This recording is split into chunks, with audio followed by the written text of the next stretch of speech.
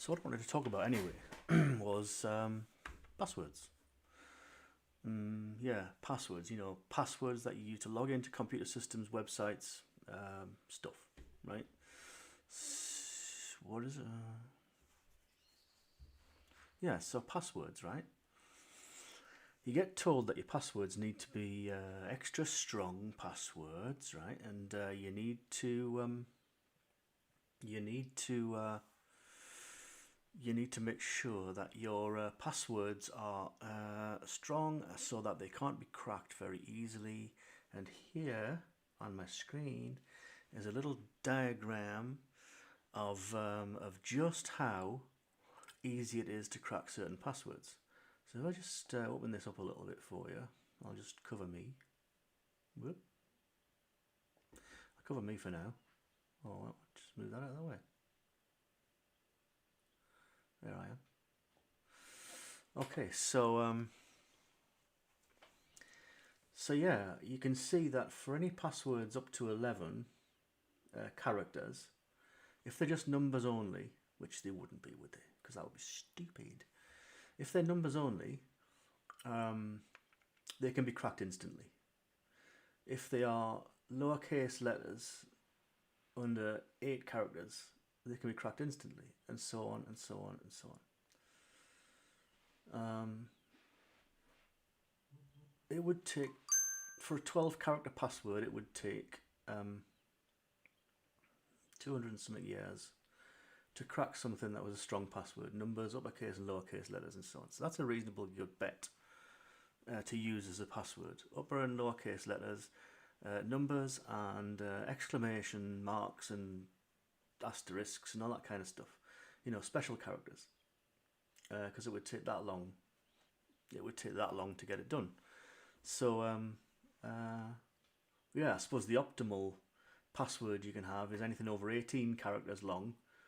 An 18 character password, a strong password, would take 26 trillion years to crack. Now you can do that. You can set up 18 character passwords in some password managers, which we'll talk about in a minute. And this Force Your Password in 2023 will be updated this year by Hive Systems. Hive is they're a great company, great value, because they produce this information every year on how long it would take to crack certain passwords of certain complexities.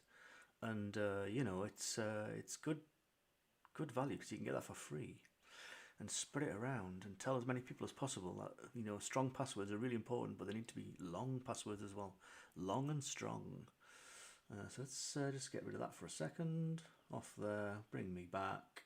Thank you. And yeah, passwords. So you might be thinking, well, how do I use a very long, strong password and not have to write it down or remember it? Because a complex password, 18 characters long or even 12 characters long, is really hard to remember, right? So the answer is to use a password manager.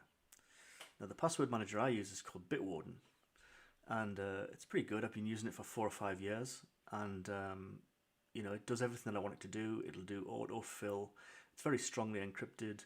I'm not aware of any problems that have been with Bitwarden, although there might have been. I'm just not aware of them. In terms of data breaches or password breaches and stuff like that, or the software just going awry, I haven't heard of anything like that. But that's not to say it hasn't happened. Bitwarden is great because it's very good at managing your passwords. It's called a password manager. Yeah, so it's a password manager, and you can set up vaults inside of it, and you can organize those vaults for all kinds of different passwords and different pins and stuff like that. And yeah, so when you set up an item in Bitwarden, you tell it what kind of item it is. It can be a login, or it can be a secure note, or a credit card, or something like that. If it's a login, you just give it your username, and you can use the password generator in there to automatically generate the password. Now you don't even have to see the password ever. ever from creating it in the first place, because you can use the password generator, to using the password. You can autofill or copy and paste the blanked out password into your application or your website or whatever it happens to be, and you never need to see it. And when it comes to changing the password, you never need to see it. So you never have to write down or remember another long password again, which is the great virtue of password managers. The other thing to say about passwords is, and why you need a password manager, is that you should have a separate password for every single account that you have on the internet. Now, if you think about how many accounts you've got, banking passwords, YouTube, Facebook, Instagram, all your social media websites, you should all be using different passwords in every single one of them. Because, and the reason for that is that if your password gets compromised on one of those things and you've used the same password everywhere, then all of those other places are compromised automatically as well. Now you might be thinking, well, that's all right because I've got two-factor authentication on there, or I've got multi-factor authentication on there. That's going to protect me. Well, I've got news for you. Multi-factor authentication is not impregnable. It's not a panacea. It's not totally unhackable. So I wouldn't put too much store in the security of your passwords protected by MFA for if it comes under attack by a motivated hacker, shall we say. So for most people, it's not going to be a problem, but for some people it is, especially for businesses, especially for small businesses, because they will come under attack by hackers trying to get access to your systems to plant things like ransomware and all that kind of stuff. So that's all I want to say about passwords for today. This is just a test, by the way. This is a test live stream because I'm going to go up and do this, and I'm going to record it, and it's going to be great. And we're going to do all kinds of lovely things. I wanted to put a background on this, but I don't know why it hasn't let me do that. I don't know how you do a background on this thing. I don't know. We'll find out. I'll find out for next time. We can have our InfraZen background on there.